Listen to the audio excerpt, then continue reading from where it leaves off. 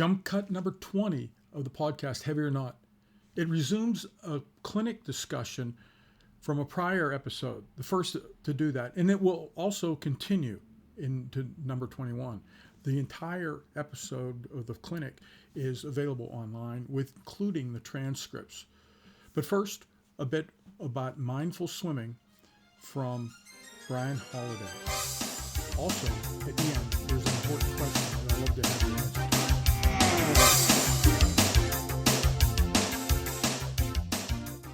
So we all know that swimming is supposed to be good for us, right? It builds stamina and fitness, it's low impact, provides an all-body workout. But no one really talks about the harm we can do. And I'm not talking about your physical health, such as RSI or shoulder injuries. I'm talking about your mental health. I'm talking about your inner monologue, the one that's giving yourself a hard time as you swim, where you're trying to perfect that technique or trying to swim faster, longer, harder. It's about all that grief you give yourself about the distances you swim or the speed that you're swimming at. And then there's the compare and despair when you look at someone else glide past you thinking, well, why can't I do that? And obviously you're worried about the person behind catching you up and you're desperately racing the person in front. Constant treadmill of swimming in lanes, chasing each other. And then there's the obsession with personal best, lap times, distance, with no attention being paid to the enjoyment, the joy, the love, the feel of swimming.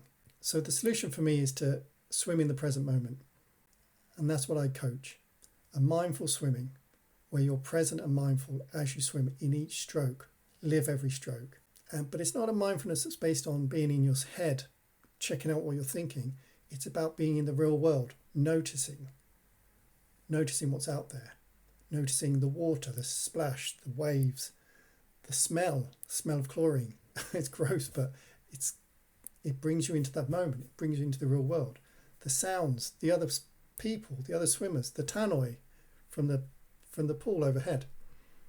All these things bring you into the moment. And in that moment, the overthinking stops, the criticism stops, you're present, mindful, alive.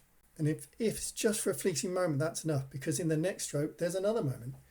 You're present every stroke, living every stroke. Now, you need three things to be able to swim in the present moment, I think. One is to be balanced, so you're no longer swimming to stay afloat, to stop yourself sinking. Two, you need to swim as a whole body, so that you're not just flailing with your arms and legs, kicking furiously to get to the other end of the pool. And you need a breath that's not rushed or hurried, not crammed in to fit your swimming, breathe every 2 strokes ideal, which is just a silly rule that you can just forget. You need to have a breath that controls your stroke, not a stroke that controls your breath. Once you've got those 3 aspects, you've got all the time in the world. And then you can start swimming in the present moment, enjoying the swimming, enjoying the glide, enjoying the water, enjoying your movement. Make it about the journey, not the end result. Course, Mental Skills for Young Athletes by PhD sports psychologist and swim coach from Canada, John Hogue. This is in the ISCA Learning Management System, and you'll want to get a site-wide license for your team after you've checked it out yourself. It's a fantastic resource that all swimmers and all young athletes should be able to explore and learn from. Now to resume the panel discussion, part 2, with Coach Brent Archie of Sarasota Sharks. He coached Summer McIntosh in the Paris Olympics and represented Canada and the Olympic staff. I don't want any of my coaching staff memorizing cuts, because the kids always come up to us like, well, what's the cut I'm going to brush over? That's not our job. That's your job to know what the cut is. And then, I mean, different ages, different things. I think the goal setting process, wherever you start that in your program, for us, it's 11 and 12-year-olds start writing out their goals. They're their goals, not your. They're online as the coach. And so we take them and we have ours. As you get older, you start having embellishments of what the expectations are for the group. And like if I'll have a meeting with the parent, I start with that acknowledgement that they signed and the kids signed. That's how we start a lot of our meetings. Is we're not covering any of this stuff because we've already talked about it. It's ownership that you and your athlete should have already taken. So I think the goal setting process, it should change depending on how old your kids are, how old the athletes are. But it's their goal sheet, not the coaching's court. But these new motivational time standards just came out, and there was a whole bunch of them. Like 70% of them are slower, and so being logical off what they were before, and most of them, the distance are the most egregious ones. They've gotten drastically slower on the distance it. And I believe, and somebody who's probably been a part of this would know better than me, I believe it's an aggregate or an average of the previous some number of years. And so if that's really what it is, that's an alarming thing. Sure, us that are the guys that are going to get some of these happen, and we're lowering our standards. It makes no sense to me, because in I think it was either 92 or it was ran in the the breaststroke sucked in the United States, just did, and they made the time standard faster for Olympic trials and said, Not slow. You're not any good, you better get better to make it, and then it got better. So we just done the opposite thing. Or the motivational time standard, any big a deal do you lead on? I don't know. You're telling me no. Clearly, nobody's asking us, but like Lark did it when he was at USA Swimming. He made up this meet. I was on that staff, and he was like, "We're gonna get people faster because we realize that if people take an international trip before the Olympics, they're gonna do much better." So Mark made up these time standards, and it was time standards. It wasn't we're gonna take X amount of people. And he made up this time standards, and how many people qualified for that being Japan? 72?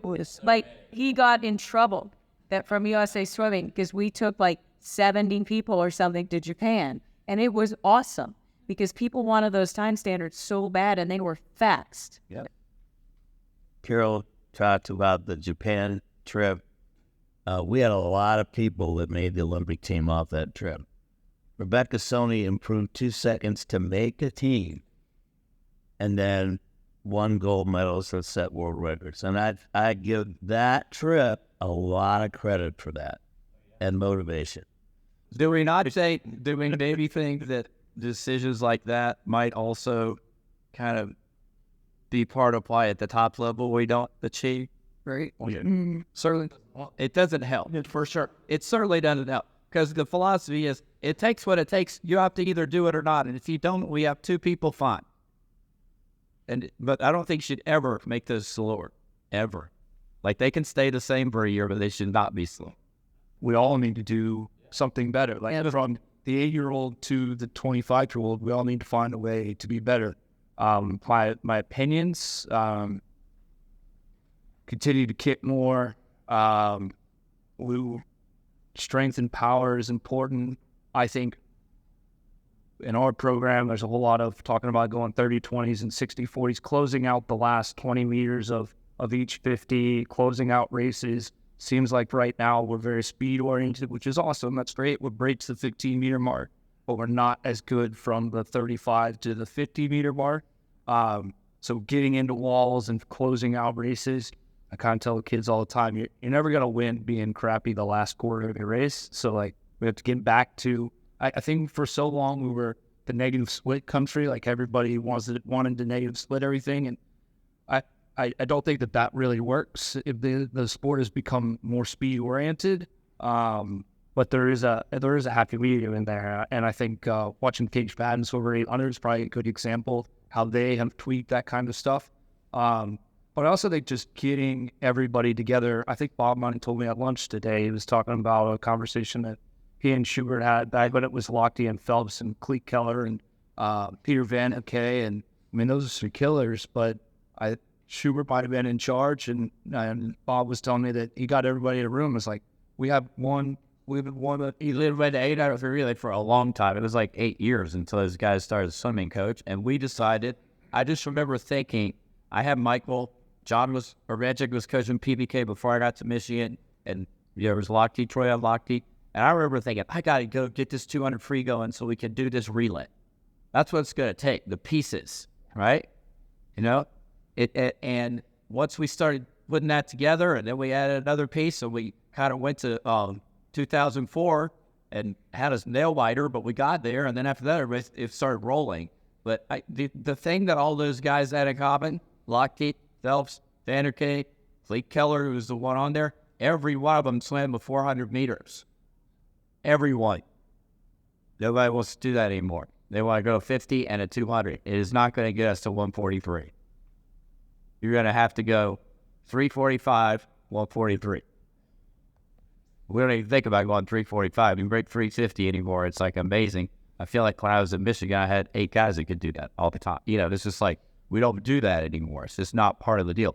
And it's exactly what he said. If you want to be good at the 200 meters, 500 yards, you must be swimming in. Luke Hobson, right? Leon Marchand, all these guys that are doing that, they're the ones that do a good 200 meters. The ones that do 200 yards, they do 100 meters. So you have to adjust your thinking, and you have to be willing to get in and do the work that's going to produce a 400 meters good enough that these guys to do the 200, right? Instead of just trying to go up to the 200 from 100, that's never going to take it where they want to go. People don't want to hear that. It's just the truth. Then prove it over and over and over. Who's our best 200 freestyler woman? Is this still Allison Schmidt? Yeah. 153.6. What did she do in the same meet? Oh, she got second in the 400 meters by a 10th in the Olympics. That's the level you have to swim on to get those together, right? So I think that's something that's really important, and we're sort of losing that. And just add in, so it was 3. Yeah, I was going to say, 21 and 153. Right, there you go. It's like, it's not sexy enough, you know? Not yet. It is. But For sure. people have relied on Katie to, you know, Yep. they're just like, oh, great, we have this stool now. Well, but Yeah, this team age group leading up to the order. Where is the break that has led to the dip in the middle distance freestyle? Well, there are some so-called sensitive periods of development in long-term training, and I was discussing all that in my course as well for coaches over here. And if we are missing aerobic development sensitive period, we are done. Basically, it will be very hard to develop good aerobic fitness. And that sensitive period of development for kids starts at age 11 for girls and 12 for boys. How many of the coaches are know about that and focusing on aerobic development at that age? I don't know how many. Based on my conversations with coaches, very little. And I'm going to show them models how much you should reach annually swimming at sensitive period of development. Very few teams age. Around 8 came from St. Piper's. He told me, we're exactly on this volume. But how many other teams are? I think they're much lower. From my experience at least, I know that probably teams that I was working with, 70-80% of them, they're not reaching these volumes. And they're not developing good aerobic conditioning at that age. And that transfers to elite level swimmers. They never will be good because they didn't do good aerobic training. They're not recovering well because aerobic training improves muscular capillarization. More oxygen is coming, more nutrients coming, metabolic products are removed faster. And if we are not developing that, we can work as hard as we want later on. And we'll not develop middle distance and distance swimmers. We'll develop sprinters. And we are doing pretty good, but unfortunately only shorters. Well, I got a 13, 14 boy who swims a 24 and a 53, okay? All I do, I pull out the top tide and said, you got to go 19. You suck at a 50. And she's good at it. And it's like, there's no bones about it. I don't bull crap. I don't bull crap with the kids. If they suck at something, I'm going to let them know. I'm going to tell them why and let them understand why. But it's also important for that. That's where by you say positively negative or negative positive. Yeah, like that. I think it's positive to be negative and tell it to these kids. Give them the feedback. And I think that's one thing MBAC has always done. It's like, well, that was pretty slow. And then but it wasn't like you're bad. It was just like, this has to happen. That's not going to be good enough. You need to change this. And I think we've kind of gotten out of being real with the kids. And that's where they don't get feedback that helps them to get better. And you don't have to deliver it mean. It would never be like that. It's just a matter of fact. Like, look, dude, you can keep swimming your 22-second 50, but I think you have some opportunities here. And if you want to change it, then these things are going to need to change in practice, right? As just a regular club coach, coming out of college, that's what you want to coach as a recent college athlete. You just want to coach sprinters. That's what you were doing in college, but that's not our role as club coaches. As a head coach of a team, I would go to Tom Himes' meet every December. Every year, MBAC has 8 girls who are flirting with being sub 150 in the turn free. Every year. Is that Paul Yetter? Absolutely. But that's also what he's been doing for decades with age groupers. He focuses on endurance. He's building the base. And then when they get to the senior level coaches, they get to the college coaches, then they can do that anaerobic work that really makes a difference. I grew up listening to Bowman's talks on capacity versus utilization, right? That stuff, that's the foundation. And so it starts with us. We do the right things. We know our role as club coaches. We give these people the opportunity to really take advantage of those last steps and put our athletes in a position to succeed. It's just, as soon as they can do a reasonable mile, I see no need in putting age group kid in that does a 29 in a mile. I just don't see any point in that. As soon as I think they knew we're in 20 minutes, they swim it. So we have a fair number of, at a 10-year-old this year, swim the mile 19, which I thought was pretty decent for a 10-year-old. And but pretty much almost all the 11-12s, unless all the decent 11-12s will swim the mile in the fall. The best thing about getting kids from Tom is that there's nothing I can give them that they think is too hard. And they think I'm the nice one. Like, what?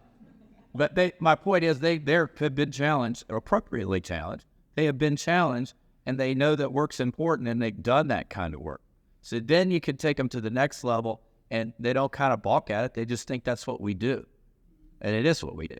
So I think that's important. I don't think you have to challenge a kid by making them swim 25 hours a week, but you could challenge them in the hour and a half that you have.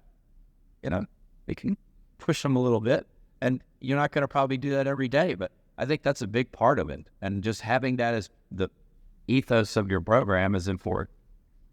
I have an idea. Yeah. Okay, for age group swimming, there is no 50 and 100 at the competition. Well, it's funny you said that. We actually, and it might have been when you were there, we run a bunch of meets, and we put some serious thought into not offering the 50 free. Yep. And we folded it, ended up putting it in there. But of course, I'm Now you get all the money. That's right. We need to bet to money. The Chiefs and club would do. no, I don't know if that was it, but I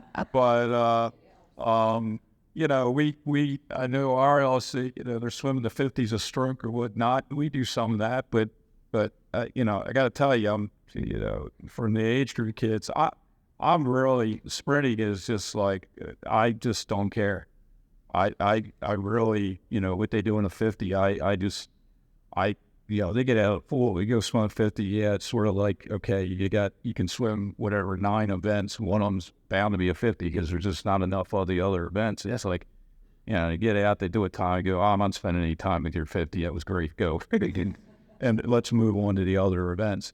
And because I think, I'm also a believer in I don't know, these guys were not, but you can't. The kids either got speed or they don't have speed. I don't think you can teach speed. I was just going to say the same thing. Here's the unpopular take of the weekend. You either have speed or you don't. Train for endurance. If you give them endurance. If everybody wants to get a scholarship, there's no scholarship in distance. Collegiate drip. That's it. And it's really because that relay swimmer is so valued in terms of that short course. Correct. When they added the 200 relays, it screwed us. It changed the whole dynamic. It changed the whole dynamic. I had a D2 guy tell me he thought that a good solution would be adding the 1,000 into the program. One, because the 1,000 is probably a little more relevant to 400-meter freeze, 800-meter freeze, but it also gives you distance guide that can swim down to the 200 a lot, which becomes more valuable. You can go the mile, you can go the 500, you can go 1,000, maybe a 4 IM, maybe a 200 fly, maybe you can swim down to the 200 on your 800 freestyle relay. All of a sudden, that guy might be worth a full ride at your college, as opposed to right now, your miler, he's with it's part of the game. It is, right? It's a game, and one of it isn't going to win you a championship. And, a lot of teams, you could win a championship without that. It's been done recently quite often without any of that, middle distance or distance. It can be done with the springs. And got to be really good at those, but it can be done on the relays and that. And getting them ready for an 800 free relay short course yards is not the same as 800 free relay long course meters. They're quite a different event. Some of you guys won't even relate to this, but some of you are old enough to relate. Tom Jager, who was the world record holder in the 50 in high school, swam 1,500. Matt Biondi, who was one of our greatest sprinters, when he was in high school, swam the 500. Shirley Babashoff won the 800 and made the team in the 100. You can do both. But the point that he made about doing it when you're young is huge. I went as a coach, and I wasn't recruiting him at the time because he was actually too young, but I went to club practice and saw Nathan Adrian do, I think it was 9,000 long course practice in high school. Does he need to do that in college? Absolutely not, right? And he certainly found and did excellent in his profile. But that was part of his journey that allowed him to go to the next step. Maritza. Yeah. I mean, Maritza swam in Florida, and I mean, she got the crap beaten out of her. Is awesome. She swam a mile. I mean, with Brooke Bennett, she swam distance. Her freshman year, she won the mile at SECs. The next year, I think she won the mile and the 500. The next year, she made us a bet and swam the 500, and then went down to the 100, and then she held the American record in the 50. I mean, but there's a reason why. He had that endurance. And like, it is wide open. It's wide open.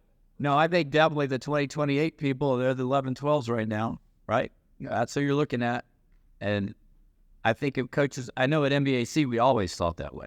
What are we going to do with these kids? And the other thing about NBAC that most people don't know is for the majority of the time, there was like 90 kids on the team, right? And when I got there, it was like 120 at our biggest. We didn't have big numbers to choose from, so we had to develop the kids we had. And so I think that really also impacted the way that we coached them.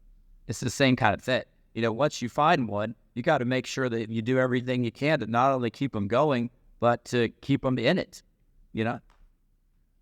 We need more coaches like the guy who coached at Santa Monica City College when Lenny Kraserberg won the JC championship, and he brought him to me and he said, I am not good enough and I don't have people to swim with. Now that guy was unselfish and developed an Olympic champion. And when Lenny came to me, it was a 209 200-meter backstroker, and I said, see that guy there? He won the Olympics last night. You stay with him until you drop, and you'll win the Olympics next time. And he did. What does USA Swimming need to do? Where does the United States need to move forward over the next 4 years to have an elite performance or group swimming? There's been a lot of observation about the fact that the two most successful Olympians were not Americans, but they were trained by American coaches. Yeah. And I'm sure that they are in a position, particularly Bob, to give an observation of why these other guys are being so successful and why we aren't. Bob, you've coached a lot of international swimmers in a lot of places. Yep. And I know you haven't been. I did have an opinion. Don't be afraid of that. I am unafraid.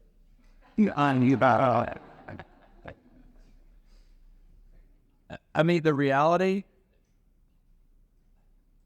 Leon is so successful because, number one, he wanted it more than anything. It was in Paris. He had a lot of reasons to want it, right? He was well prepared by a coach in France before he ever came to me. And the coach in France and I, and the head coach of France and I, Jocko, the performance director, and the technical director, Julien, and everybody there is invested in him doing well. And for him to do well, they know that I need to do well, and they're invested in me. Not just financially, but just they care. They have been on our pool deck in Arizona 3 times in the last year and a half. And Texas White Tights, that's 4 times, right? They are invested in Leon and supportive. And Nicola and I have a symbiotic relationship. We're on the same page. Both of us are willing to give up some stuff. Leon's training with him all fall. It's perfect. He trained with him some in France before I got there. He's willing to send him over to me to do these things. And the coaches are working together for the best thing for this athlete. Okay? I was on the French staff. Well, Leon is kind of a special athlete, of course. The reason I chose to go with the French staff is to keep all of that out of Team USA, because I don't feel like I could be wearing a Team USA shirt and have Leon light this thing up in Paris and be in the center of that. It would just be weird. It's much easier for me to be over here, coach my Americans, to do that. So that's one part of that equation. But the cooperation that we have from them is not mirrored from the other side. And one of the reasons that USA failed is the coaches did not work together. They certainly did not want to work with me, and that's okay. But I had 6 people on the team. They didn't work with each other that well, in my opinion. And when we get back to doing that, USA will be number 1 again, because we have the resources and we have the athletes. I always go back to when I started, the coaches on the national team were Mark Schubert, then Richard Quick, Greg Choi, Jack Bowerly, David Marsh. All of these guys were super competitive with each other, and I'm not sure they would all be best friends if you said, hey, you know. But when you came to USA, team came together, you would not know one bit. Everybody was concerned about what we're doing for USA right now, and the best thing for the athlete. If that meant that I'm compromising a little bit, okay, and I'm willing to do that too. I feel like we kind of lost that a little bit. I think we lost that cooperation among the coaches, and some other things have kind of crept into how this thing was put together and run, and we ended up getting hurt by that. Wow. Let's end this episode now and look forward to the last and final part 3 in a future episode. But I have an important question. We've been trying to release this Heavy or Not jump cuts every Monday and Thursday, twice a week. Do you think that's enough? Would you like it more? Would you like it less? Please let us know. We're going to have a quiz for that. And furthermore, just as we heard from Brian at the beginning of the episode, I want to hear from you. We have an opportunity to put your voice here on the podcast. So you can send your video and or audio clips to me, and we'll blend them into the future versions of Heavy or Not. Thanks for your interactions, and thanks for signing off as to how you would like the frequency of future episodes.